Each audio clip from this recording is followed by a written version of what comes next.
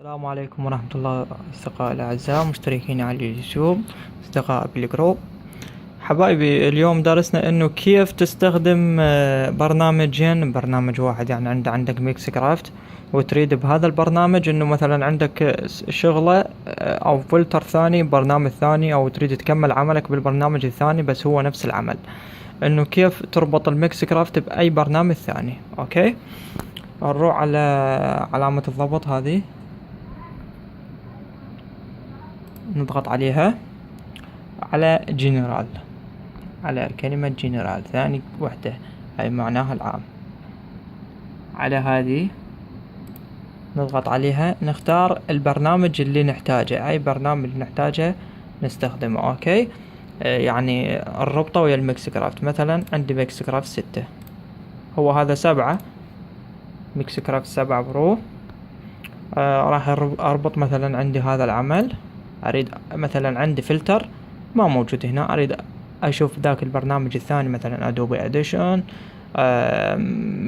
برو تولز، اي برنامج اربط به. مو حبيبي مو حبيبي مو حبيبي، انت ما ظن نفسك انت،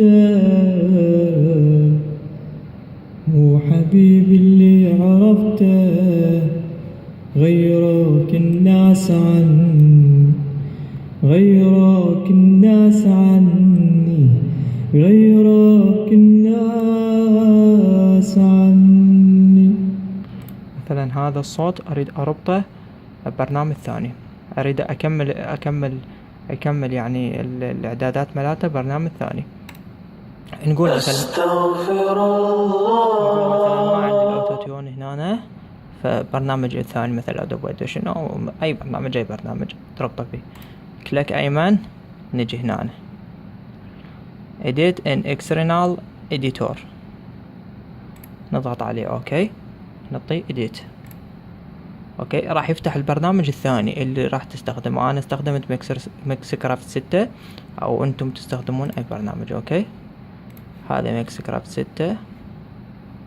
اجا هنا الصوت، نفسية الصوت تريد تعدل بيه، مثلا نضيف اوتو تيون هنا،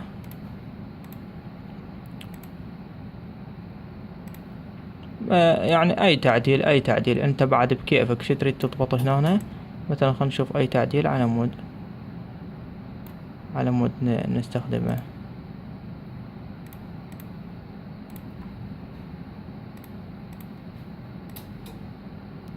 مثلا نخلي له ريفيرب،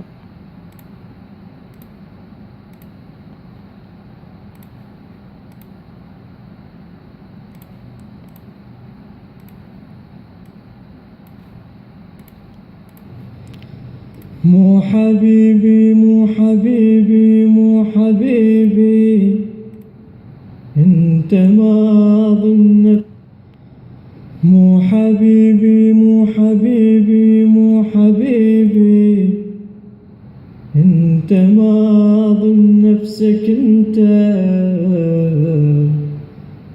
مو حبيبي اللي عرفته غيرك الناس عني، غيرك الناس عني، غيرك الناس عني. كملت هنا ضبطته. تجي هنا ترجع على البرنامج الاصلي، تعطيه دون. انت هناك ضبطته، فيجي هنا كل شي سويته هناك تلقاه هنا مضبوط، او انت تريد هنا هذا كملت الصوت، فتعطي موافقة وتحفظه. شكرا لكم، انتظروني بكل جديد.